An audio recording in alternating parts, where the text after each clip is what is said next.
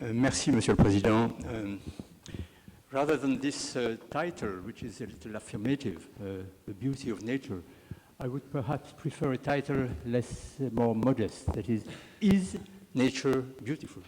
And this is a question which is difficult to answer, and the answer is very often, no, it is not. First of all, I think we have to define these two words, nature and beauty, in connection to each other.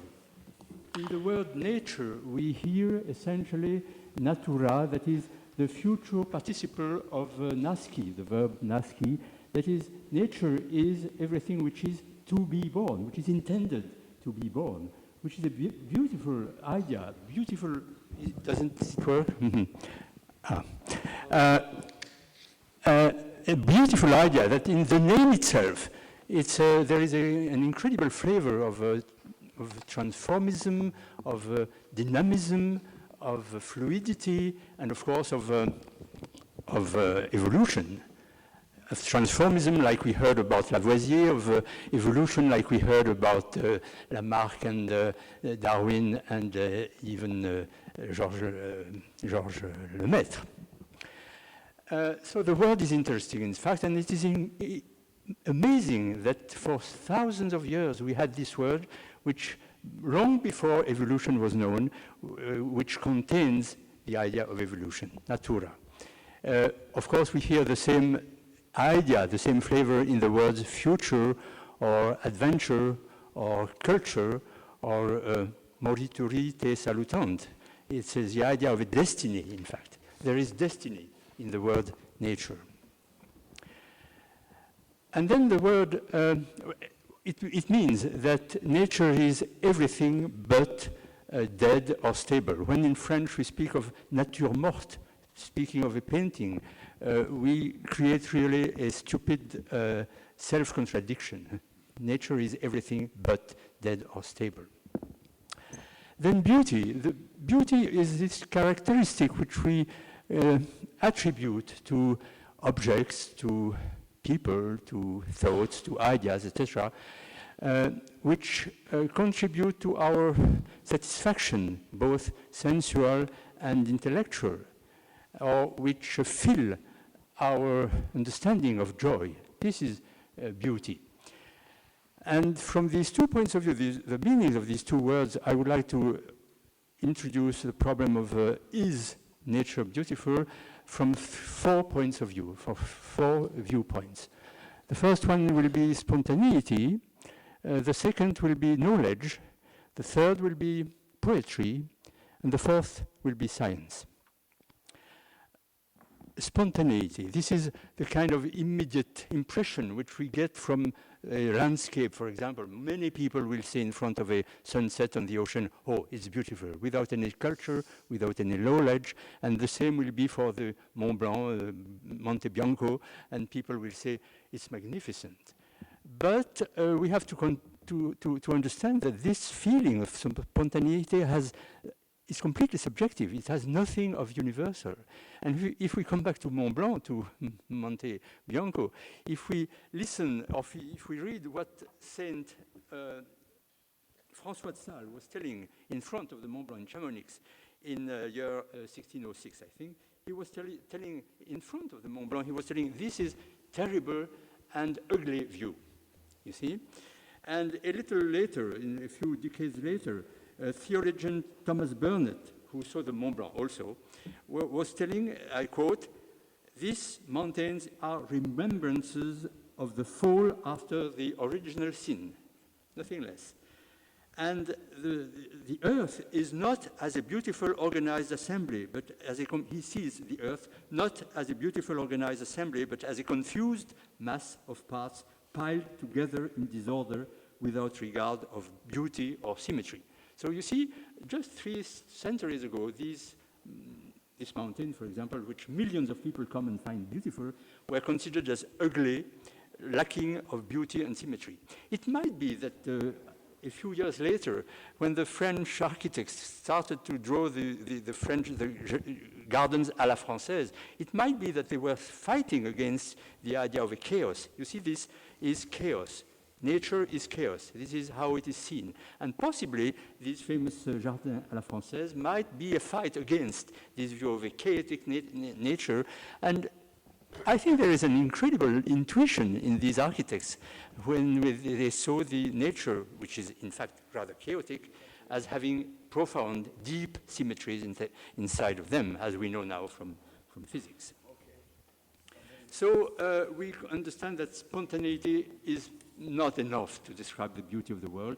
It's useful for uneducated people, but it has nothing of universal, and it's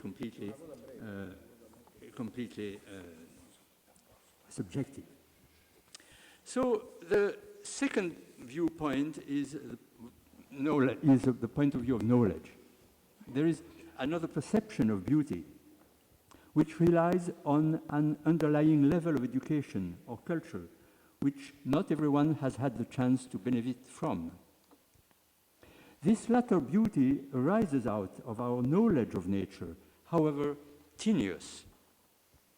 Thus, in the case of the Grand Canyon, for example, to take an example, a little of geology provides us with a minimal knowledge of the stratigraphy, of the violence of the erosion, of the immense time scales which we read there like in a book, of the evolution of the world and of life which we learn from the fossils, etc., where all this does not enhance the immediate beauty of the spectacle of the canyon, but gives it a much richer flavor, thereby giving beauty a truly personal timbre, like the timbre of the clarinet is not the timbre of the violin, due to harmonics, different harmonics.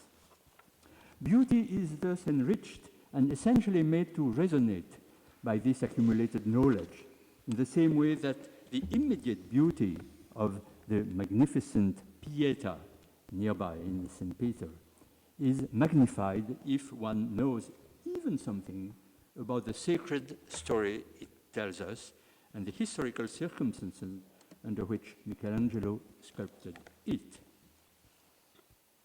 Thus, one has passed from a naked beauty, the beauty of spontaneity, to a beauty which is sometimes sumptuously clothed. Thus, beauty has essentially acquired a timbre, like in music. Then we have poetry. The wonder of nature was for a long time absent in our literature and our poetry. After Virgil's Bucolics, it scarcely reappears before the 17th century. It was absent before. With the emergence of poetry, nearly absent, not completely, nearly absent, with the emergence of poetry about the countryside, gardens, woodland, fountains, etc., owing much to the literary tradition of the Greco-Roman and Italian inspiration, where the sea, the ocean, curiously holds a special place in this rediscovery. Father Dominique Bonhours, who was a Jesuit in the 17th century, French Jesuit, writes, I have for a long time, I quote, I have for a long time admired the sea. He doesn't speak of beauty, but admiration, which is not exactly the same. He doesn't write beauty. And a little later, he writes again, I still admire it today, the sea, as though I had never seen it before. These are sentences which cannot be found very easily in the literature before the 17th century. From then on, with the Keats, with the Rousseau, with the Chateaubriand, with the Lermontov, etc., nature becomes so abundantly present among the poets that the idea we form of it cannot but be influenced by this. In its own right, this simple, clear and gentle current, le courant du nom de pur from La Fontaine, immediately creates as a counterpoint to the drama being played out between the wolf and the lamb. It creates a feeling of serenity and harmony that serves to form the image of a nature which, according to La Fontaine, we see as lucid and beautiful, and at the same time fluid, the current, and therefore changing. Equally beautiful, but with a mysterious and disturbing beauty, are the forests of Schiller or Heine, admirably haunted by the leader of Schumann or Brahms. In addition to this contribution of the poets to our internalization of a beautiful and often bewitching nature, there is, of course, that of the artists and the architects. In infinite variations, they furnish us with images of a nature which we are invited to admire, to find beautiful, which is beautiful at times for its harmony. For example, a garden in the French style, or for the peace issues from it, the English countryside. And at a time for its violence, the falls of Iguazu, for example, or for its excesses, like an eruption of Etna. My fourth viewpoint was science, after poetry. Yet, in nature, we can also discover a beauty other than that of a sight, a glade, a spider's web, a constellation, a sunset over the ocean, a rainbow, or a colony of diatoms. However much we know about the hidden complexity of these objects. This is a more abstract form of beauty, which is to the previous forms what a drawing of Hartung, for example, or ink blot of Hartung would be to a drawing of Fragonard. That is the abstract form of a painting as compared to a descriptive form of drawing, painting. To discern this, it is necessary to delve into a definition of beauty a little further than just an intense satisfaction and delight, which I mentioned before. The sense of beauty can stem from a more intellectual contemplation, for example, the formal harmony inherent in an idea, in a concept, or in an argument. A mathematician will say that a particular proof of a theorem is more beautiful than another. A physicist will sometimes be divided between two theories and with no other criterion give preference to the one which she considers more beautiful, as he says, knowing that this is also most often the one to which nature confirms.